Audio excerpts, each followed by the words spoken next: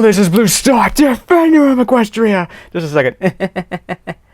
Okay, yes, and this is my shotgun video thing about about E3. Yes, as unfortunately as true to form. Unfortunately, a little late because it ended more than almost a week ago. What can I say?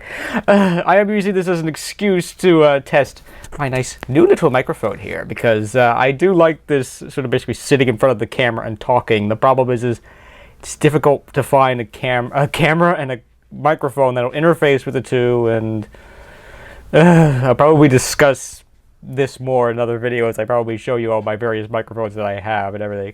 So I'm going to use this as an excuse to test this and see if it works out or not. We shall see. But yeah, I mean, I think I'm just going to talk about a little bit about what happened at E3 and video gaming in general. So obviously there's quite a few announcements. I think for first I need to start off that yes, I'm a Xbox One and Xbox 360 owner and everything like that. So yeah, I honestly didn't watch PlayStation's thing nor Nintendo's because I don't really care too much about those systems, and I can see people shutting off my video right now. That's fine. Yeah, so I think I'll start with that. You know, the Microsoft's conference was very reassuring. It's like, I like that guy. The guy who's now the head of Xbox, I like him because he's done something that is pretty much the mark of a lot of good game companies and companies in general, is that they listen and they learn. It's like they listen to all this feedback that everybody gave the fans. Like, we hate Kinect. We don't want anything to do with it. I just want a gaming console. I have to unfortunately agree. I do in fact have one. Well, obviously I bought one. I bought an Xbox One, so I had no choice. I can understand that. You know, some people don't give a darn about Kinect. But I just watched an IGN video about that. Oh, now that Kinect is no longer mandatory, they can in theory give 10% more power essentially to other things, while they can just basically yank those things off. Oh dear, and give them the other things. It's like, ugh. I have to agree with that. I mean, maybe more on Kinect later. I actually think it's an impressive piece of technology, but when it comes to practical uses for it, there really aren't that many. It's basically it's a nice idea, but for the hardcore gamer and for most people, it's like, give me a controller. Control is a much better interface and a much better tool and everything. But yeah, they've been listening to that. They do care. It's like, for once, they didn't talk about Kinect or hardware or any of that. You know, it's like they opened this exactly the way they needed to. It's like, we're going to devote our conference entirely to games, and that's exactly what they need to do. Because to be honest, there's not a lot of really good games on any of the next gen consoles right now. Yeah, I mean, and definitely games are definitely the things that they need to do. Oh dear. I've lost one bulb! A bulb is burned out! Curses! Fortunately, there's still one more. Oh, why does the universe hate me? No. Oh dear. But anyway, but yeah, that made me feel a lot better that, yeah, they're listening, they're learning, they realize that people don't want the console that they made, and they're trying to do their best to make sure that it is a console that people want. And I do like some of the updates they have done. I must admit, most of the updates, since I'm a mostly single-player person, I don't get involved with Twitter or Facebook or Twitch and all these other things that are much more social in nature. I don't really care about most of the updates. But some of the one... Okay. But first, I'm going to say, it's the little things that make and break video games, not the big things. And this is why one of the recent updates is a very simple thing that doesn't seem to be a big deal to me. It's like, just sign me in. It's like, that's the thing that bugs me. It's like, you know, this thing with Kinect is kind of cool. It's like, oh, can recognize your face and all this stuff. That's cool. But you know what? I'm the only one who uses this console. Just sign me in. If you have to verify with a password or something to change the setting, fine, but really, just sign me in. And they're realizing that there are plenty of situations like that, where it's like, really, it's like, don't make this harder than it needs to be. Just make this nice and easy. Give me the option to do that. If you still want to do facial tracking and all that fun stuff, fine, you can do that too. But yeah, if you just want a simple thing of just sign me in, that's okay too. And yeah, now that Kinect is basically not required anymore, is definitely a major plus for them. Because I have to say that designing the entire system around Kinect was a bad idea. I mean, Kinect is a pretty impressive piece of technology. It, for the most part, works. The voice recognition, I would say, is 85% accurate. It'll work like about 85% of the time.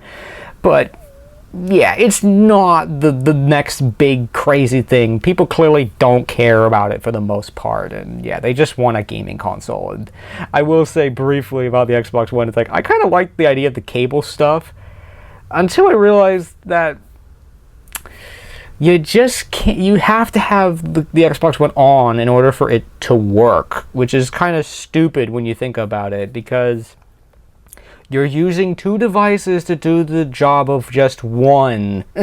From an engineering efficiency standpoint, energy efficiency standpoints, this is stupid. This is dumb. I mean, okay, you can interface with your cable box and do stuff with it and everything, but for the most part, your cable box can do that anyway. There's guide programs and stuff. You're just simply using two devices to do the same job, and it's just stupid. And if you decide to go this route, you have to have it plugged in all the time, and the Xbox One has to be running, and that's kind of stupid. So those features kind of got lost and everything. And yeah, I mean, I would have fixed that. It's like, you would have had a bypass switch. It's like, doesn't matter if it's on or not. You can do that. You can still view cable box the old-fashioned way if you wanted to.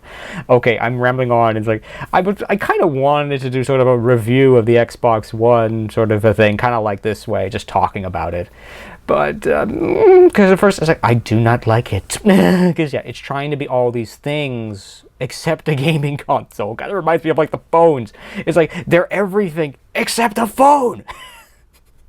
The original purpose of the phones, unfortunately, sometimes gets lost. Is that, it's like, they... I mean, it's true. I mean, it sort of is true to a point that, sometimes people forget that the whole point of these cell phones is to make phone calls at first. But of course, that's massively changed. Now you can do so much with these smartphones. That's simply changed. But at the same time, it hasn't changed the fact that they're still phones to begin with. But anyway, yes. So yes, they're clearly listening to all that kind of feedback, and they're changing things. They're trying to make it the console and the system that we want it to be, not the console that they thought we wanted, or they want us to like. I mean, it's classic Microsoft thing. It's like, we're going to make this, and you are going to like it. And if you don't, tough. That's classic Microsoft. But some people realize this often does not work. The same thing with Windows 8. It had this very tablet, interface, which for tablets works, but for laptops, PCs, not so much. They've hidden things in places that don't make sense for them to hide them in. It's like, for the longest time, you had to click the stupid bar at the right just to get at the power things. I'm looking, where's the power switch? Where did you hide it? Until finally, again, the simple thing. They put the power button right at the top of the little tiles. So now that, okay, it's there. Okay, I got to push the button to get the tiles, but fine. It's sort of like the tiles are kind of like the start menu, I guess, which is fine.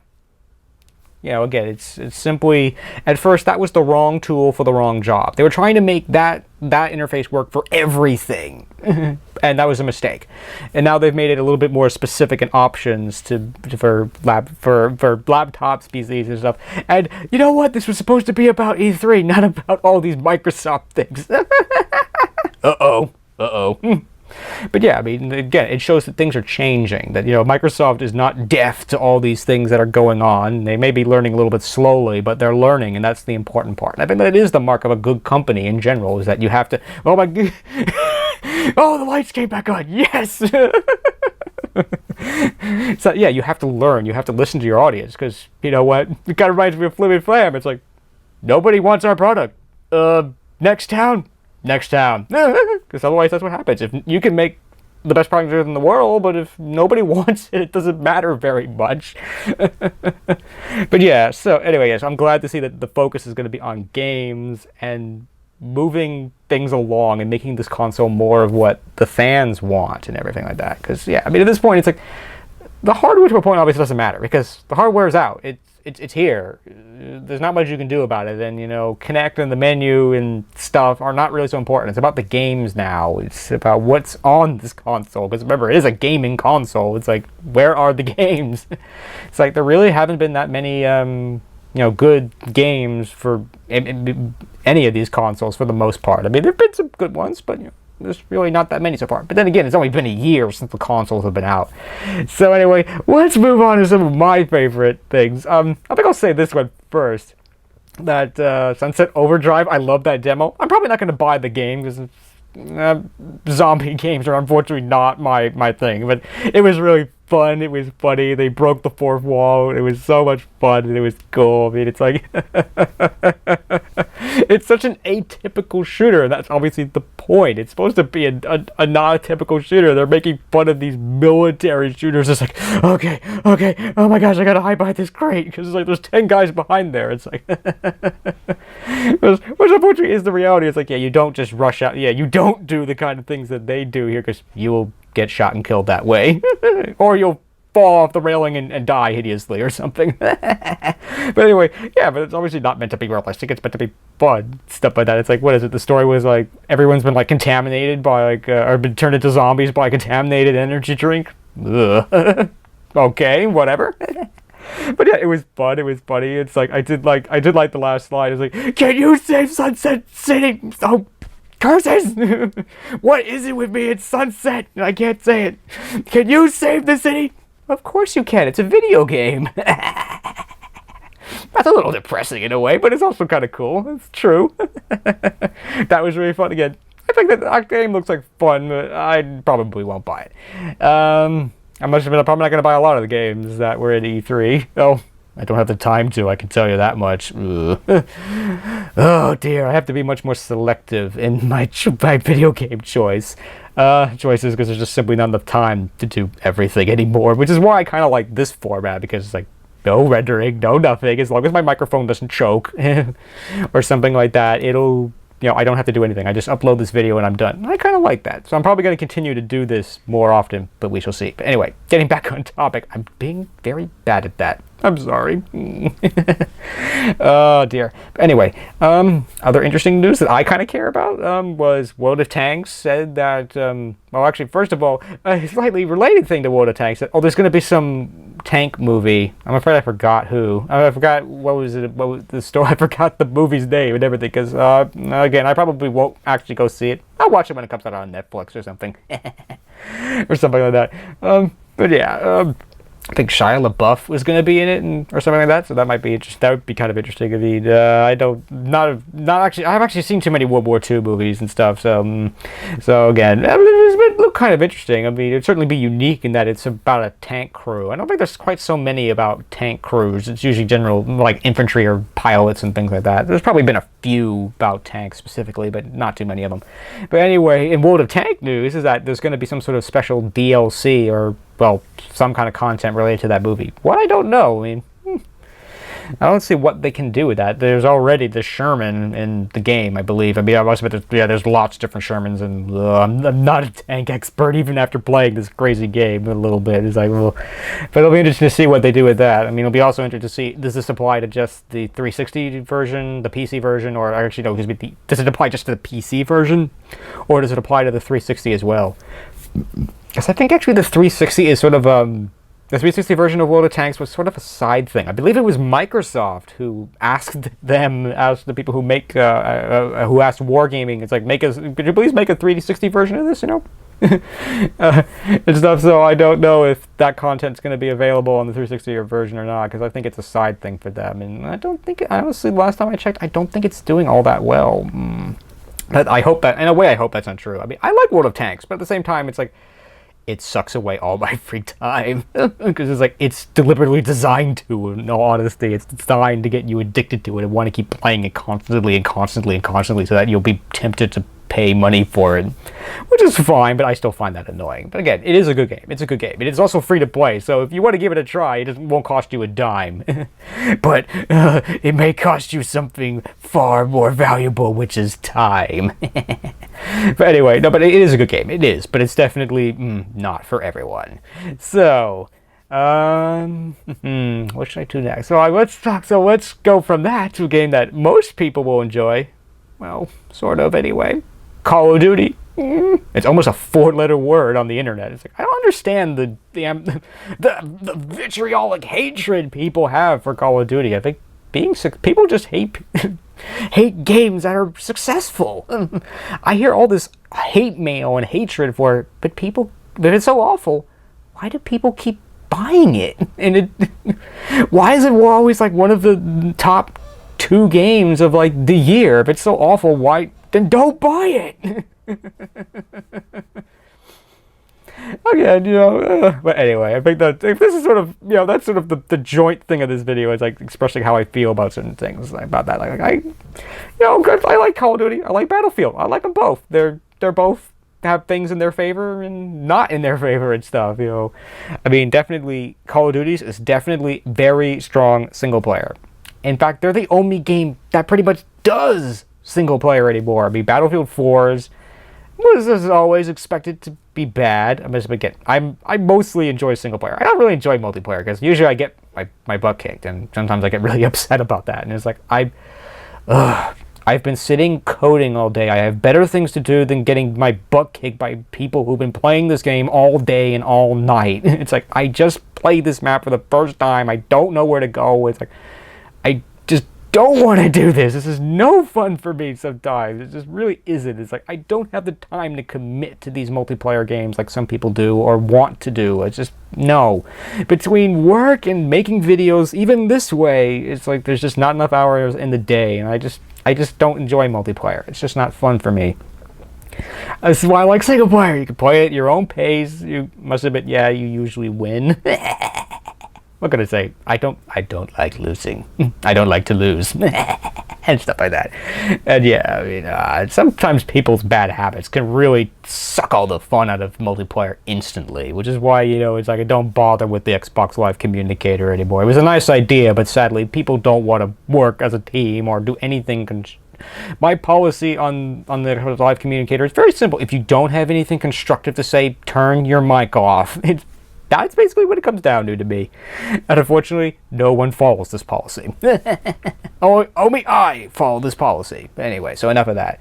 I like single player, and I like it. And there's definitely Call of Duty strength. They've been able to do both. They've been able to do single player and multiplayer, and they're both awesome, and they're both good. And it sounds like this one might be really good. I like the sound of this one. I mean, wow, I was almost going to do a reaction video to the trailer, because whoa, I mean, I have seen it before, unfortunately, so again, it wouldn't be a blind reaction video, but whoa, it's like they got political. When it comes down to it, this is politics. This isn't it's like this is hard stuff. This is, unfortunately, they're right. It's like, United States is trying to install democracies everywhere. Unfortunately, none of them have failed, and all of them have failed. Well, most. But again, let's not go there. I hate politics. I really do. I don't want to go there. But yeah, unfortunately, they're right. It's like that was an odd thing for them to do. And obviously, they've moved into the future, which is kind of cool. I mean, that's an interesting thing, but it's also a bit of a problem. It's like, I think like in Call of Duty Black Ops 2 should not have left the Cold War era as quickly as they did, because I think the Cold War era was actually not a bad place for them to, explore and to, stay around in for a while, because, it's in the past enough so that it's in the past, but it's not so far in the past like World War II that you're firing bolt-action rifles and stuff. Which is kind of fun for a while, but there's no denying that once you get a good, even a semi-automatic rifle is a lot more fun than bolt action and stuff like that. But anyways, yeah, there would have been some interesting storytelling possibilities there, but now they've completely left that era. They have to leave it, pretty much. That they're now stuck in the future. The problem is that, okay, they push, let's say they have 3 games in the future, then what? It's like, obviously the whole thing of the future is you get to have all these cool gadgets and all this stuff, but how long can you keep adding these gadgets and these things until it's like you're back where you started from, which is like, okay, we need to do something new and something fresh, which clearly Call of Duty needs to do. Honestly, I definitely am a believer in don't break a winning formula, but at the same time, there's no denying Call of Duty needs to change. It needs something new. It needs to change its direction somehow. Because as much as I enjoy these games, even I'm like, it's just another Call of Duty game. It's awesome, but it's just another Call of Duty game. Same, same villains, same situation, different, basically same basic thing, different villains, different locations, slightly different situation, but basically the same thing. It's difficult. I mean, I definitely, as a programmer, I appreciate how difficult it is to make these games. So it's like, when I hear it's like, oh, the graphics are terrible. I was like, it's like, let's see you write one. Let's see you try to push the graphics up any higher than they already have. But at the same time, yeah, they're right. The graphics sometimes are not as good as they could be, or stuff like that. And obviously, things need to change. Things definitely need to change. But there's an interesting thing with the new direction they're going. It's like with these exosuits. It's like, let's see. Gamer where soldiers wear exosuits / armor and can jump really high in the air and stuff like that. That sounds familiar. That reminds me of a game where it reminds me of a game of a guy whose main character is Master Chief. It's like this kind of reminds me of Halo. I mean, it's actually not portrayed in Halo. Is actually not portrayed this way in the game, but yeah, the Spartans can do all these crazy aerobatic things and jump high in the air and stuff like that. So I guarantee you that will be the complaint is when people get a hold of this. They're gonna say, "Oh, this isn't Call of Duty. This is like Halo." I guarantee you. I don't really think that. I mean, that's sort of what I think when I see these characters jumping through the air. But I'm sure it'll be awesome. It'll be cool. But it'll probably still be Call of Duty. But I guarantee you, people will complain about that. And that's the problem. You change this formula this way, people will complain. Well, this isn't Call of Duty anymore, it's something else. Well, it's like there's no winning. Well, you said you wanted something different, but you want it to be the same. It's like, as a programmer, I understand this all too well. It's a difficult thing that they're doing, but I think that this direction, will probably work. It'll probably be okay. And I think that the storyline is going to be pretty interesting. I mean, I haven't looked too much into this but it sounds like they've got some interesting people. They've got, darn it, I forgot the name of the actor. The guy, I think he's from House of Cards. They brought a professional, real actor. I mean, I'm not saying anything bad about the other voice actors. This is a real, a Hollywood actor to actually voice one of these roles, and that's pretty cool. And I saw another IGN video that says that they've really tried to make this interesting and more about this one character rather than a squad or something like that. I guess. I mean, I actually kind of like the squad stories, but that's not specifically what they said. I mean, it's difficult to really say anything without knowing more about the story. And there's always, I hate spoilers. You only get to see something once, or in this case, you only get to play a game once. So make that one time count. Oh dear, yeah. So I think Call of Duty will be interesting. I mean, literally some interesting weapons. I mean, it's like the heat-seeking grenades or whatever. It's like, oh, that's an interesting idea. Weird, but okay, I could sort of see that. I mean, again, the exosuits are kind of an interesting but odd idea. I mean, it'll be interesting to see where they go with that, how they implement that, and how they explain that. I mean, it's interesting that this is 40 years in the future. Oh yeah, they also have like the ODST drop pods where they like drop people from orbit and stuff, which is kind of an interesting idea. I don't know how feasible or if that would make sense or not, but we shall see. Actually, interestingly, everything I like is like the drop pods are actually landing slowly. You notice in Halo the drop pods are like landing at like 300 miles an hour. It's like if you landed as fast as they do, I think in definitely forward onto Dawn and stuff like that, you would be liquefied. You'd just be like on the bottom of that pod, squashed like a bug. There's no way you'd survive that.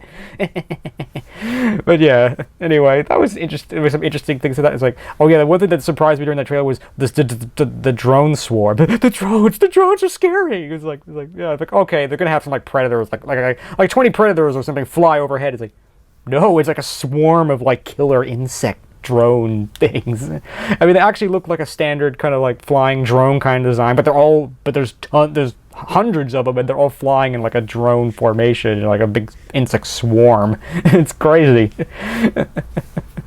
There's going to be a lot of interesting things with that. Again, that trailer was very surprising. It's like, wow. All I'm gonna say, there was a lot of surprising things about it, stuff that I would not have expected from a Call of Duty game, and the graphics look really nice and everything. That's cool.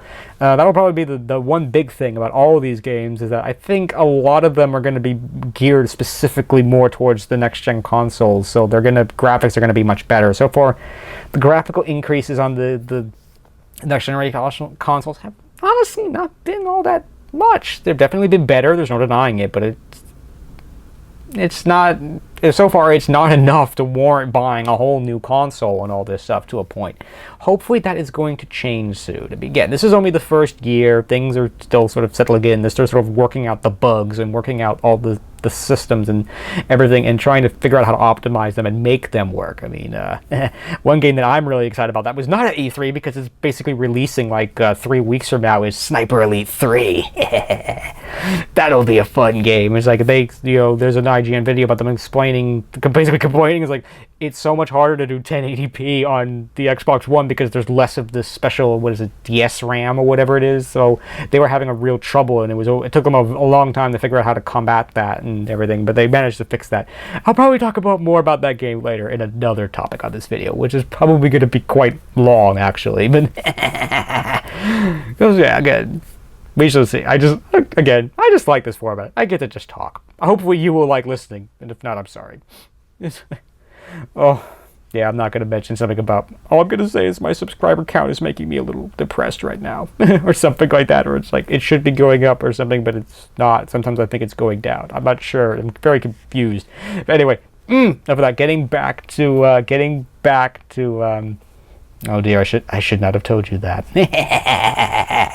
But anyway, getting back to, let's see, Call of Duty, I guess. Yeah, I think that game's going to be good. I know I'm going to like it because, again, it's one of the few games that's going to have single player and multiplayer again. I mean, the big one in that one was Rainbow Six Siege, which honestly looks really awesome and it looks cool. I mean, but that was if you want to talk about single player stuff, that was obviously the massive, they basically kicked their single player to the curb. I think there is still a single player, but they've obviously shifted away from the single player that they were planning and basically focused exclusively on the multiplayer, which is fine. Multiplayer is cool. I mean, obviously, multiplayer is the big one. It's definitely the thing that most people are interested in and they care about. That's fine. But it does make me concerned when, they do such a massive shift. I mean, they pretty much kicked the single player campaign they had and kicked it to the curb and threw it and then threw it down the sewer, basically. I must admit, what they were planning, I have to say, was probably not a good mix, was not a good match for them, because Rainbow Six is sort of it's not a run and gun kind of a game. It's, very tactical and very thoughtful. It's because they were sort of trying to do a Call of Duty clone in a way, that they were going to do big set pieces and stuff that you would expect to see in a Call of Duty game, and you would probably not expect to see in a Rainbow Six game. And I have to say that it was the campaign they were planning was very dark and very hard and difficult. It was going to be, I think, about basically homegrown terrorists and things. And it was I don't think many people would have enjoyed that campaign. So in that case, I think that was good. But it is troubling to me a little bit that, they basically just threw that aside and they basically focused entirely on the multiplayer, as Titanfall did. I must admit, again, in Titanfall's case, in short, that made sense. They're this new, small company. The fact that they were able to produce a game like this at all is an achievement in itself. And it made sense for them to focus all their attention on the multiplayer and not divert attention and resources that they frankly don't have to a single-player campaign that, according to the statistics, most people don't care about. I forget the percentage, but it was a big percentage either way. The people have never even gotten the very first achievement in Call of Duty, which basically means they never played the single-player campaign, ever. I'm the opposite. Sometimes I will play the multiplayer, ever, or I don't care about it.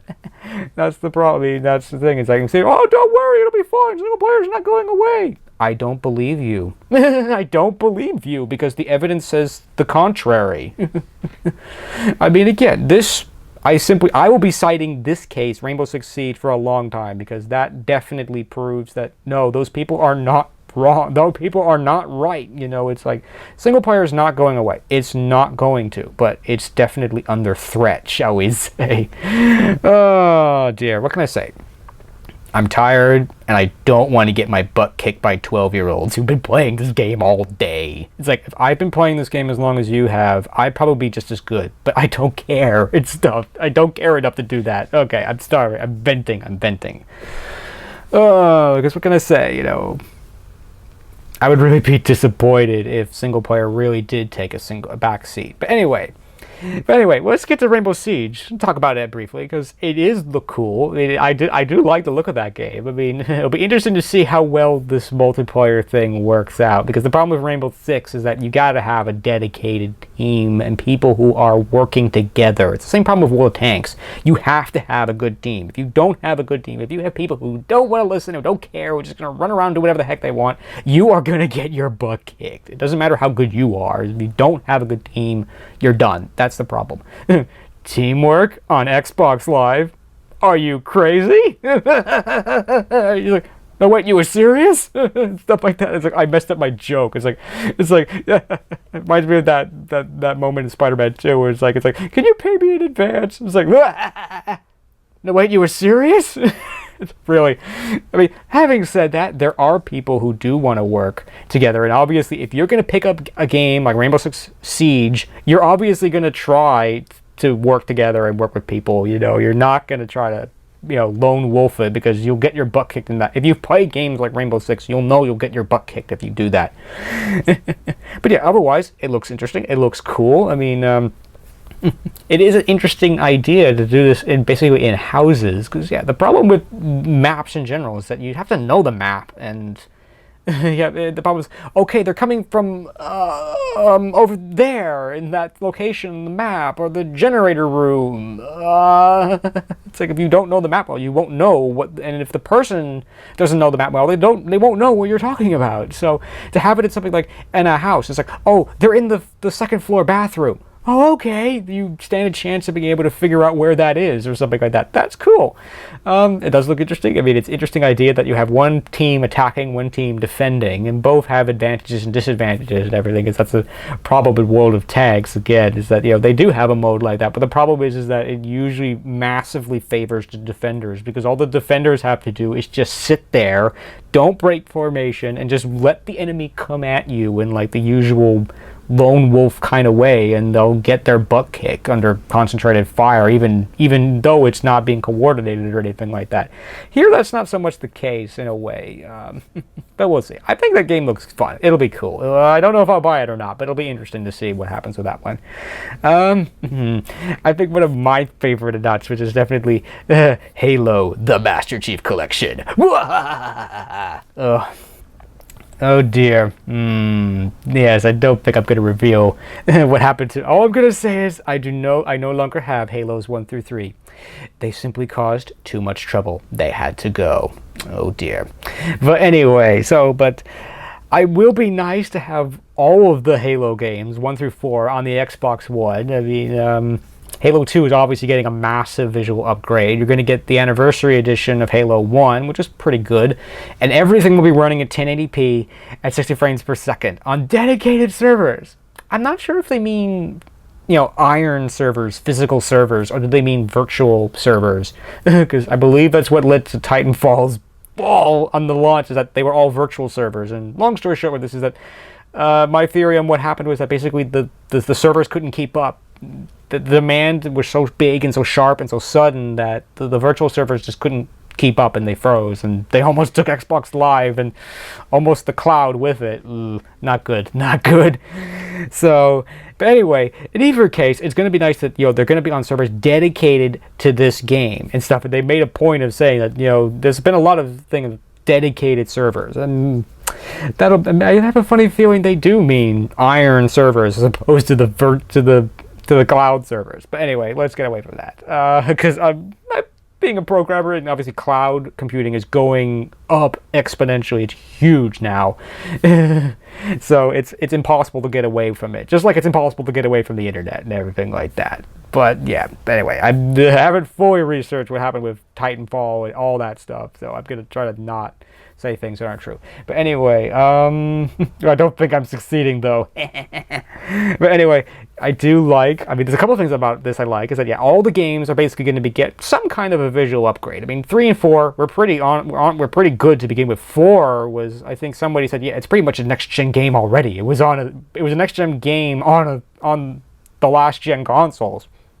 I definitely agree with that. Graphics are pretty stunning. To me, graphics aren't so important, as long as they're sufficient. Like, I just bought Enemy Front, and its graphics are definitely subpar, and I don't like them. But normally I don't mind so much. But these graphics and everything are just definitely not that good, and I'm definitely turned off by that. But just because something can't match Halo 4 doesn't mean that it's a bad game or anything like that. But yeah, it will be nice to have all the games on 1080p, 60 frames per second, and not to mention all running on the same console, which would be nice, because I really like that all the campaign missions are going to be unlocked at the start, because there's definitely, all I'm going to say is there are definitely levels in Halo, and all the Halos, that I do not like, that I do not want to play. I do not want to play this mission again, ever. There's at least one mission, all I'm going to say, that I definitely don't want to do that again. And I'm glad that they did that for that reason. And it's also because when I got the slim version of the 360, I believe my Halo 2 saves didn't transfer over in the transfer kit or something like that. So I had to go and play Halo 2 again. Oh, the horror. But honestly, I didn't think it'd be that big deal. It'd be fun. But then, you know what? It kind of was no fun for me anymore. It felt like a job to be completed that I had to go and do. It's like, I have to go play this game again to unlock things that I've already unlocked already. That's no fun. It's like almost to a point for me, it took all the fun out of it. But now you're not going to have to do that here. Besides, it doesn't make sense for them to do this. I mean, for starters, let's say each game's about 10 hours long. To unlock all of them is going to take 40 hours of gameplay. I don't think anyone would want to do that, regardless of how much fun they might have doing it to a point. It's like, I've unlocked all these levels already. Why do I have to do it again? Because that's the other big point, is that, yeah, you've played this game. You have these games probably already. This is probably why you're buying this already. Why unlock things you've already unlocked? It's kind of silly, to be honest. But obviously, the big reason they're doing this is because, those were a couple of practical reasons, and I like those reasons. That definitely is going to make this game a lot more fun for me, because, yeah, I can go and play any mission I want, whenever I want, and stuff like that, and that'll be cool. I will like that. That's cool. But obviously, again, the big reason they're trying to do this is because, well, it enables them to do all these fun things of the playlist and everything, like do all the tank missions, or do all the Warthog missions, the tank missions, or just do all the flood missions. That's definitely not a playlist I'm going to play. That's all I'm going to say. There have been fun things like that. I'm sure there's one, like, play every mission from start to finish. Oh, I'll see you next year. Or something like that. I mean, it would have been cool if you could have made your own playlist, because that would have been fun. It's like, I think, like, to use an MLP thing, it's like, let's have a Discord playlist where it's like, we'll pick a random mission from any of the game, but you have to play like all of them or something like that. That would be an interesting but odd idea. I don't think that wouldn't be a good idea, but that was a funny thing that I could think of. Or play every mission from Halo 4 backwards. It's like play like the last mission in Halo 4, then the next one, the next one, the next one, and all the way back to the beginning. Oh, that would be weird. That would be kind of, I'm sure people would come up with some pretty interesting playlists like that. It would be interesting. Who knows, maybe Bungie will listen to people, like maybe they'll have like a vote or something, and like, create your own, like, what do you think we should do for our next playlist or something like that. I like that. I mean, I do like the fact, again, that's another great thing I like about Halo, that there's something for everybody in Halo. There's a great single player, there's great multiplayer, there's people who like to just do nothing but just walk around and just look at all the pretty stuff in the background. And that's certainly true. I mean, like in Halo 3, there's a lot of things that are going on in the background that you probably don't notice while you're trying to fight off all the bad guys. But if you stop and actually look, you actually see some pretty interesting things. So that's cool. ODST and Reach are not part of this, which I don't care, but it would have been nice though, because I did like ODST and Reach. I thought they were both good, especially Reach. Reach was a good one. I mean, hopefully they might. I don't think they will make an appearance on the Xbox One as some sort of ported version. It'd be nice, but it wouldn't. It's not that big of a deal. I mean, obviously this is about Master Chief and where they're going with Master Chief and everything, and that's interesting. I mean. Yeah, I mean, commenting briefly on Halo 4, I mean, they said they were going to go into the Master Chief's character, but they really didn't. They sort of tried to towards the end. They sort of tried to say that, oh, he does have feelings and, and stuff, and he does miss Cortana and things, but it was too little too late. He's still basically the same, he's just the husk of this character that you can just inhabit. And for the most part, I think that's been okay, but it was kind of a letdown that they said they were going to explore his character, but they really didn't. I mean, maybe in Halo 5 they will. We shall see. We shall see. There's still a lot of things about Halo 5 that have been not explained and everything, and obviously because it's not out yet. I'm just like, where are they going with this? I mean, but enough of that. Yeah, I mean, obviously people were fans of the multiplayer. I mean, like one of the guys on IGN Con was commenting constantly about, like Halo 1 multiplayer for the first time, yay! On Xbox Live and stuff, yay! Halo 2 multiplayer exactly the way it was, yes! I must admit, I didn't get into Halo until around Halo 3, because I didn't have an original Xbox to begin with. I had the PS2 and everything, so I never really played Halo when it was popular, when it first came out, so I remember walking in the game stores, like seeing all the posters for Halo 3 and saying, you know what? I'll buy this game. It looks cool. I'll buy it. That was basically how I got introduced to Halo and everything, but I'm glad I did. Halo's an awesome franchise, and it's cool because its world's so interesting and everything like that. It's just a great game. And again, it's simply, the reason Halo is so good is very simply that they do everything well. They have great storylines, they have great graphics, they have great sound, the controls are really good. The multiplayer is excellent. There's something for everybody in Halo, and that's cool, and I like that. So yeah, it'll definitely be cool to see Halo coming to the Xbox One, and boom, 1080p, 60 frames per second. That'll definitely be cool. I think that was probably my favorite thing of E3. That was cool. E3 in general was it was pretty cool, I think. I mean, definitely things are looking up for Microsoft. I mean, they've realized that things have to change if they want. If they want to compete with PS4, they have to change. They have to basically be on par with the PS4, unfortunately, because PS4 has been cheaper. It's been in theory more powerful. Unfortunately, it's not inferior. I think it's been proven. And, it's been much more, welcoming to hardcore gamers, which Xbox has not been. But the good news is that that's clearly changing. They're trying to say their demo, I mean, Xbox Live's Xbox presentation was basically saying very loudly, we care about what you want and we're listening and we want to make this console as best as we can make it for you, the gamers, because we care and we want you to buy our system and buy our products. We do care. And that is very reassuring for Microsoft and everything. That's cool.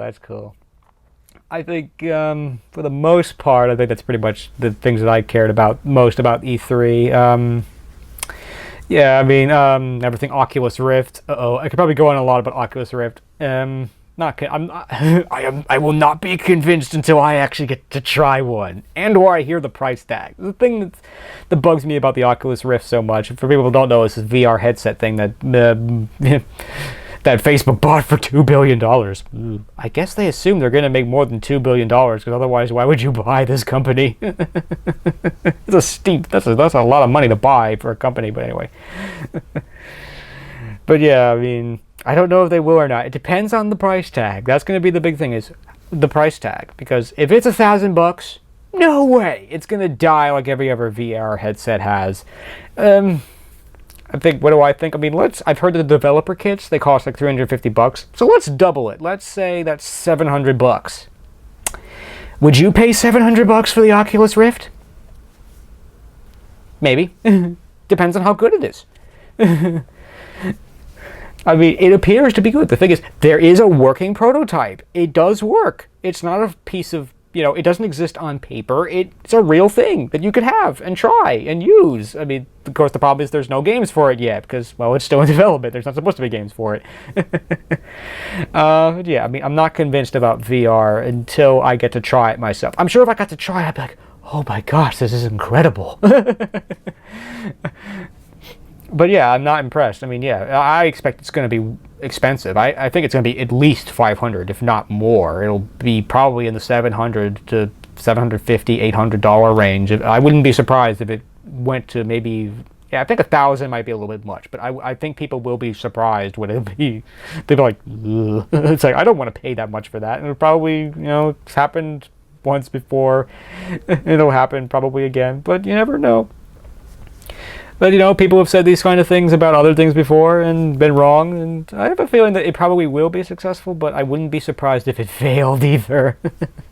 Again, it's all going to come down to that price tag, and, how many games will it be, what can you do it for? I think in short, but the VR is a little disturbing to me, because you're literally blind and deaf to the world around you. I mean, it's kind of bad enough that when you put on those headphones, you can't hear anything at all. So... obviously there's like headphone etiquette that, you put your headphones on, you can completely ignore people in the room and stuff, and that obviously doesn't make you many friends and everything. But yeah, I mean, now you're going to be completely blind and deaf at the same time. You'll literally be in this little world of yours, and that's kind of creepy to a point. It's kind of cool. There's definitely games I definitely would not want to do that for, to be honest. Oh, it's like, get me out of here. Yeah, I mean...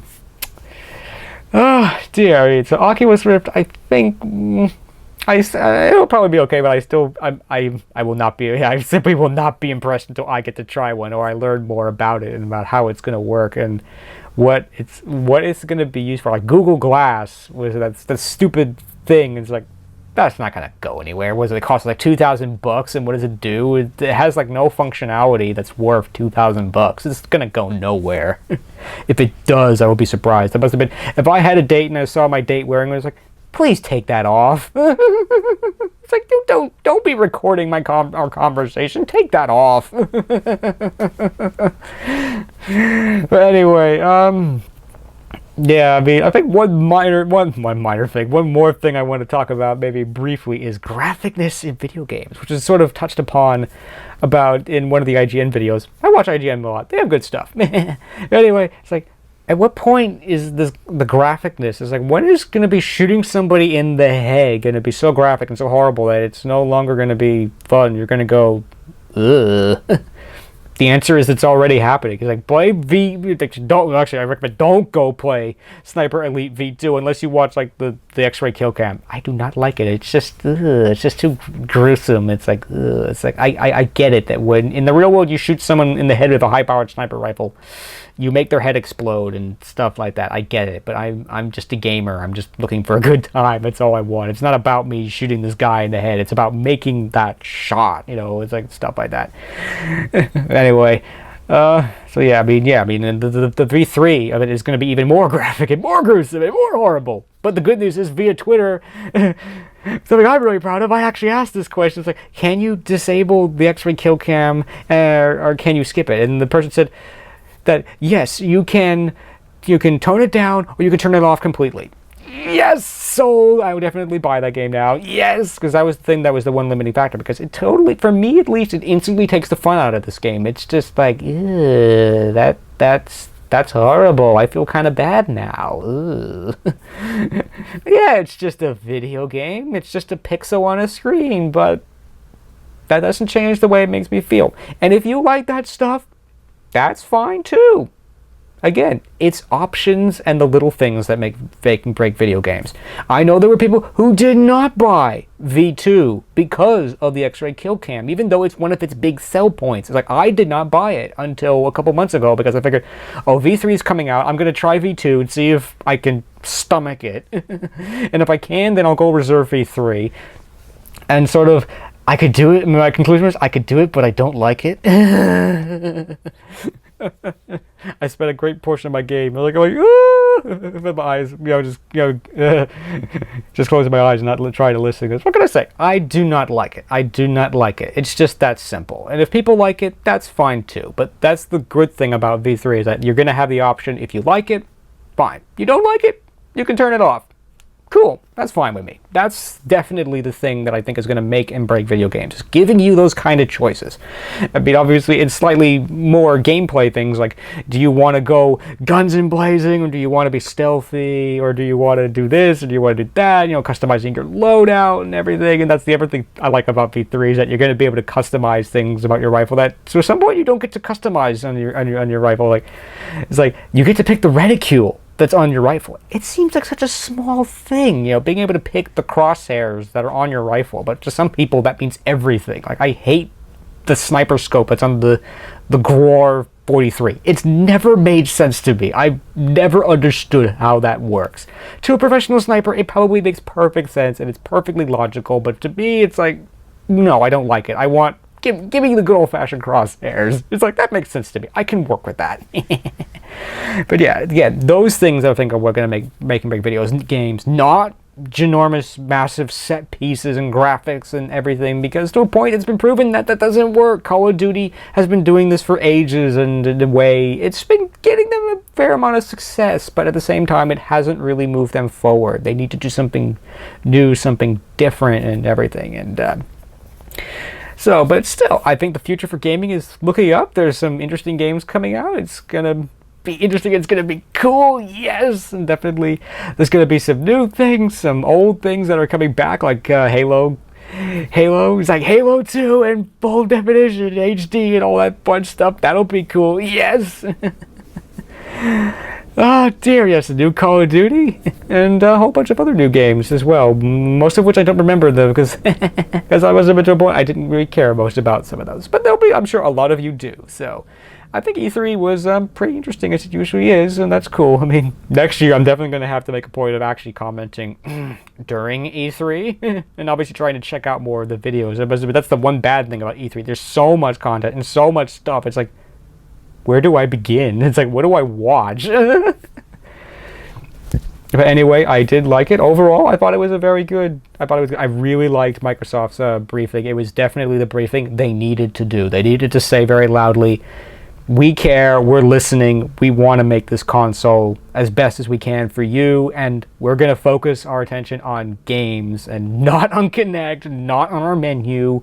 We're going to try to put games and the kind of content that you want on our console, because, yeah, they would never say this, was like, so that you will buy it and you will be happy and you'll be good customers and you'll keep spending your money and giving it to us. And that's fine with me, It's like, the customers are happy, the